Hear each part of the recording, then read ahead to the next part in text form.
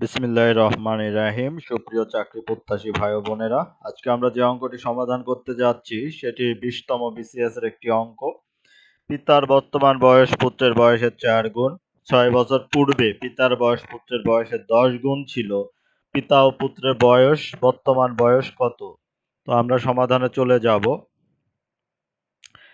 তো আমরা এখানে ধরে নিলাম হচ্ছে পিতার প্রেজেন্ট এজ যেহেতু 4 গুণ বলছে, তাহলে পুত্রের বয়সের 4 গুণ, তার মানে সন প্রেজেন্ট এজ যদি এক্স হয় তাহলে ফাদার প্রেজেন্ট এজ হবে হচ্ছে 4x।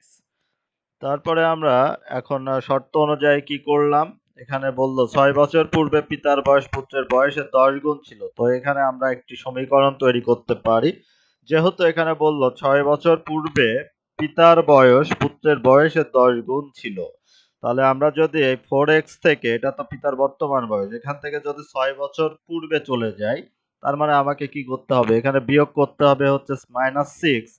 বিয়োগ করে যদি আমরা এখন 6 বছর পূর্বে চলে যাই, তখন পুত্রের বয়স কত হবে? যেহেতু পুত্রের বর্তমান বয়স x, তাহলে x-6 হবে পুত্রের বয়স। 6 বছর পূর্বে পুত্রের বয়স x-6। আর যেহেতু আহ, এখানে বলছে যে 6 বছর পূর্বে পিতার বয়স পুত্রের বয়সের 10 গুণ, তাহলে এখানে যদি আমরা 10 গুণ করে দেই তাহলে কিন্তু আমরা পিতার বয়স, 6 বছর পূর্বে পিতার বয়স পেয়ে যাচ্ছি।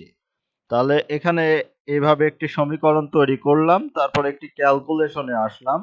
তো আশা করি আপনারা ক্যালকুলেশনটি সহজে বের করতে পারবেন। এখানে আমরা শেষ ভ্যালুটি পেলাম x=9। এখন আমরা এই x এর ভ্যালু ফাদার প্রেজেন্ট এজ এবং সন প্রেজেন্ট এজে বসিয়ে দিলাম, এবং এটাই হবে আমাদের কাঙ্ক্ষিত ফলাফল।